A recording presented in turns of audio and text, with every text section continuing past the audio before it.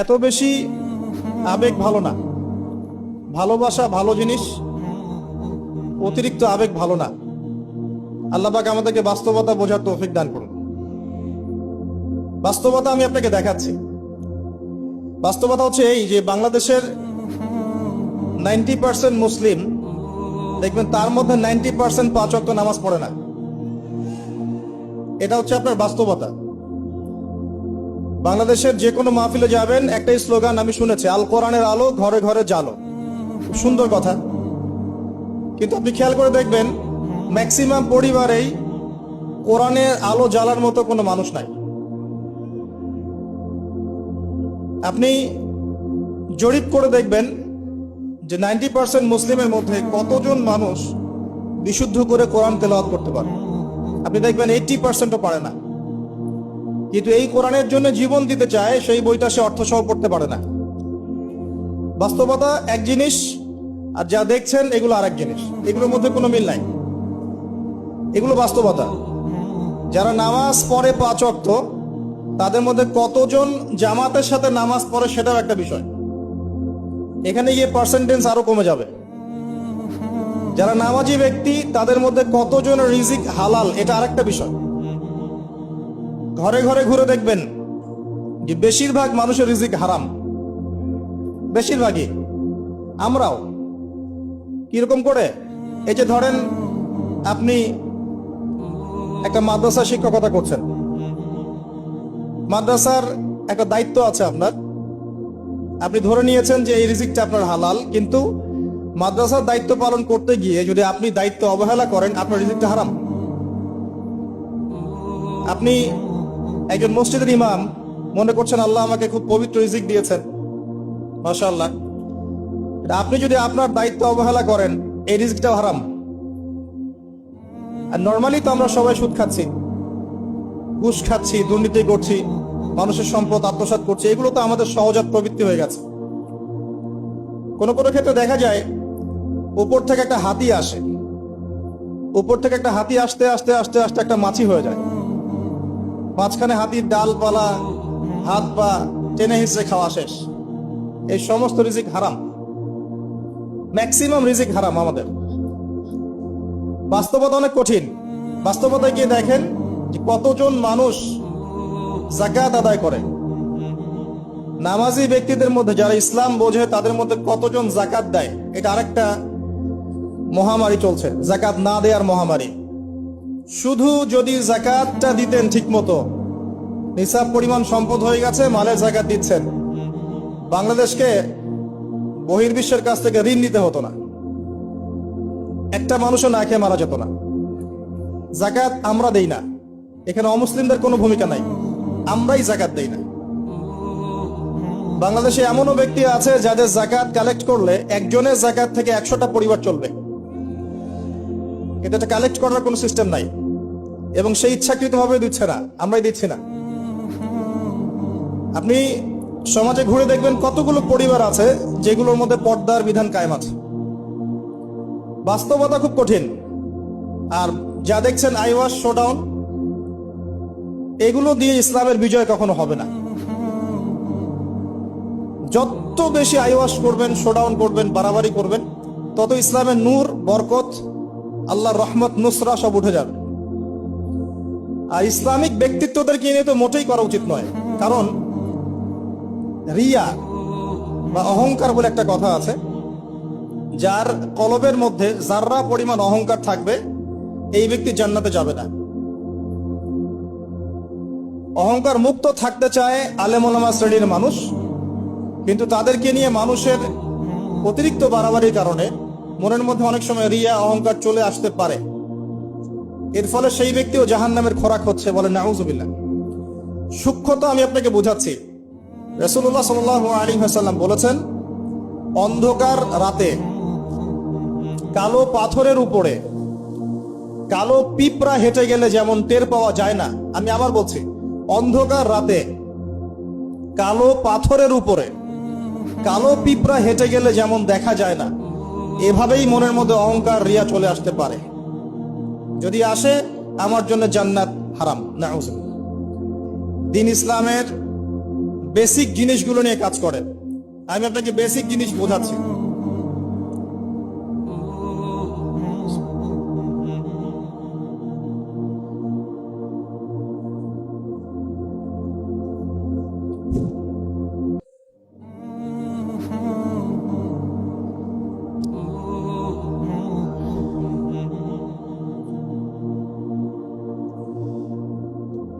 Basic হচ্ছে 5 ওয়াক্ত নামাজ। আমাদের মধ্যে কতজন মানুষ দৈনিক 5 ওয়াক্ত সালাত আদায় করি এটা বুঝতে হবে। বেসিক হচ্ছে আপনার যাকাত প্রদান করা। ইসলামের বেসিক হচ্ছে আপনার পরিবারে পর্দা থাকবে। ইসলামের বেসিক আপনার পরিবারে তালিম হবে। প্রত্যেক পরিবার থেকে একটা করে মানুষ অন্তত পক্ষে কোরআনওয়ালা হবে, আলেম হবে বা হাফেজ হবে, এটা আমাদের দাবি ছিল। এগুলো বেসিক, যে মুসলিমরা হালাল খাবে, হারামে সম্পৃক্ত হবে না, সাধ্য মতো আল্লাহর দ্বীনের দাওয়াত দিবে মানুষকে। এগুলো বেসিক। এই বেসিক গুলো ঠিক আছে কিনা খেয়াল করে দেখেন। আমি আপনাকে গ্যারান্টি দিচ্ছি এই বেসিক গুলো আমাদের ঠিক নাই। এমন পরিবার খুঁজে পাবেন না যে পরিবারের মধ্যে অলমোস্ট 100% মানুষ 5 ওয়াক্ত নামাজ পড়ে। এখন এই যুগে খুঁজে পাওয়া দুষ্কর, ইল্লা মাশাআল্লাহ। এমন পরিবার আপনি খুঁজে পাবেন না যেখানে দেখবেন প্রত্যেক সদস্য কোরআন তেলাওয়াত করতে পারে, ইল্লা মাশাআল্লাহ, বা কোরআনের হাফেজ বা আলেম হয়েছে, খুব কম। এমন পরিবার এখন খুঁজে পাওয়া দুষ্কর যেখানে প্রত্যেকটা রিজিক হালাল, পরিবারের মধ্যে কোনো অপসংস্কৃতি নাই, পরিবারের মধ্যে ফ্রি মিক্সিং নাই, সুদ নাই, হারাম টাকা আসছে না, বেপরদামি নাই। পরিবারের ছেলেমেয়েরা আল্লাহর ওয়াস্তে আল্লাহর লাইনে পড়াশোনা করছে, দ্বীনের খেদমত করার চেষ্টা করছে। এমন পরিবার খুব রেয়ার। যখন বেসিক ঠিক থাকবে না তখন বড় বড় স্বপ্ন দেখে আসলে কোনো লাভ নাই। একটা বিল্ডিং নির্মাণ করতে চান, তার বেস যদি ঠিক না থাকে তাহলে আপনি 10-20 তলার স্বপ্ন দেখে আসলে কোনো ফায়দা নাই। এর পরেও আছে যারা দ্বীনের রিপ্রেজেন্টেটিভ, তাদের মধ্যে আপনি দেখবেন ভিতরে দ্বীন নাই। বাইরে যদিও মনে হয় যে দ্বীন দিয়ে ভর্তি, ভিতরে আসলে দ্বীনের কোনো বালাই নাই, ইল্লা মাশাআল্লাহ। আবার আপনি দেখবেন যারা ধর্মতাত্ত্বিক ক্ষেত্রে জাতিকে দিক নির্দেশনা দিবে, এরাই শতটা বিভক্ত হাজারটা দলে, এবং প্রত্যেকেই বলছে যে আমি হক, বাকি সবাই বাতিল। সিচুয়েশন খুব ক্রিটিক্যাল।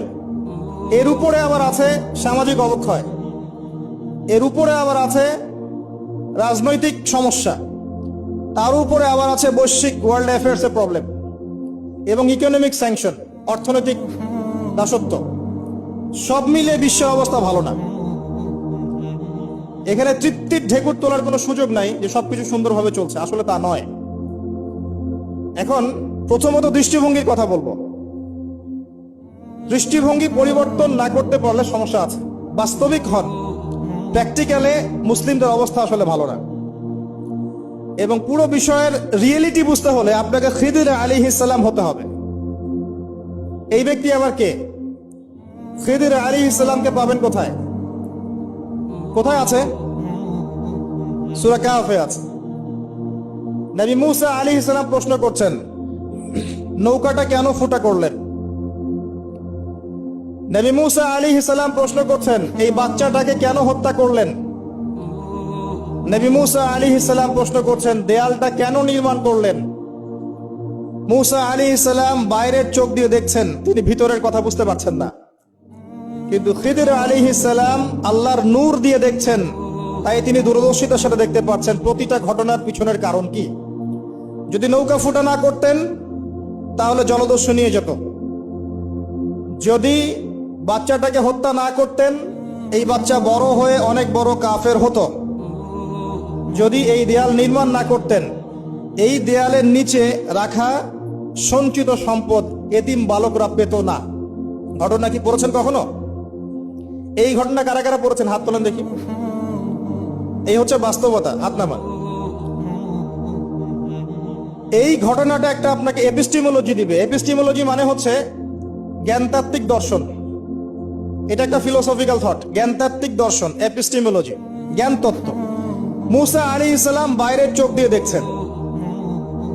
এখনকার পুরো বিশ্বের এডুকেশনাল ফিলোসফিটা এরকমই, সবাই বাইরের চোখ দিয়ে দেখতে চায়।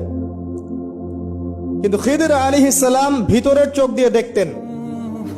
তিনি বুঝতে পেরেছেন কেন নৌকা ফোটা করতে হবে, কেন এই বাচ্চাকে হত্যা করতে হবে, কেন দেয়া দিনমার করতে হবে।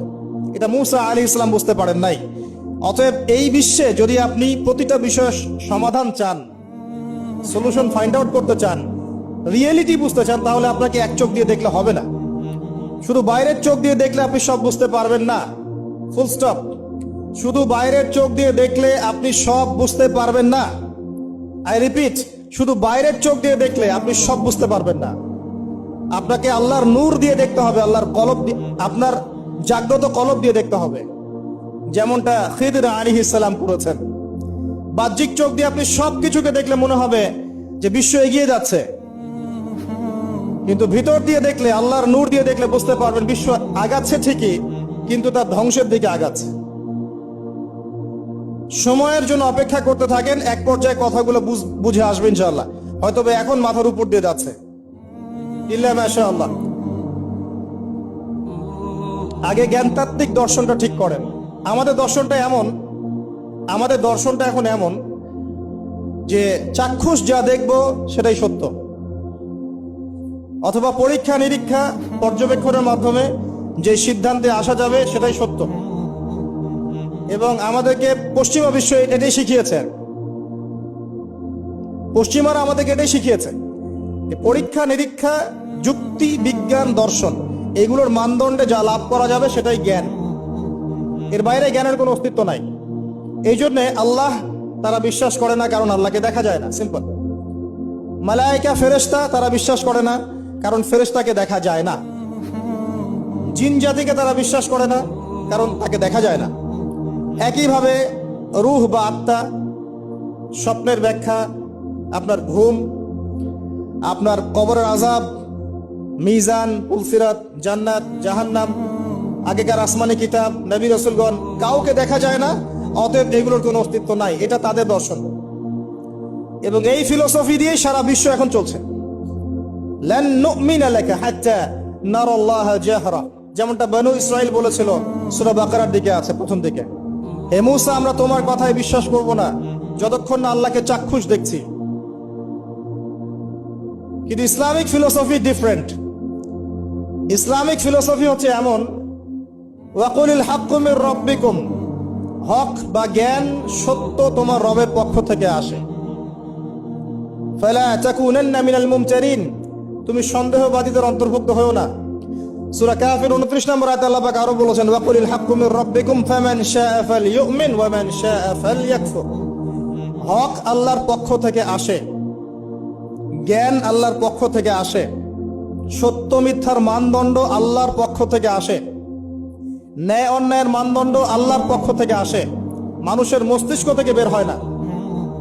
আর আল্লাহর পক্ষ থেকে যা আসে তাকে যুক্তি, বিজ্ঞান, দর্শন এগুলো দিয়ে প্রমাণ করা যাবেই, এটা জরুরি না। এমন অনেক বিষয় হতে পারে আল্লাহর পক্ষ থেকে আসতে পারে, যেটাকে আপনি যুক্তি, বিজ্ঞান, দর্শন দিয়ে প্রমাণ করতে পারবেন না, কারণ এগুলোর সীমাবদ্ধতা আছে। আল্লাহর জ্ঞানের কোনো সীমাবদ্ধতা নাই। আমার কথা কি বোঝা যায়? কথাগুলো হয়তো ইয়াংরা বুঝতে পারবেন। আর আমি জানি লেকচার যত আগাবে মুরব্বীরা তত উঠে চলে যাবে, আমি এটা ফিল করেছি আর কি। কিন্তু আমি এটা বিশ্বাস করি, আগামী দিনের ইসলামের ধারক এবং বাহক হবেন যুবকরা ইনশাআল্লাহ,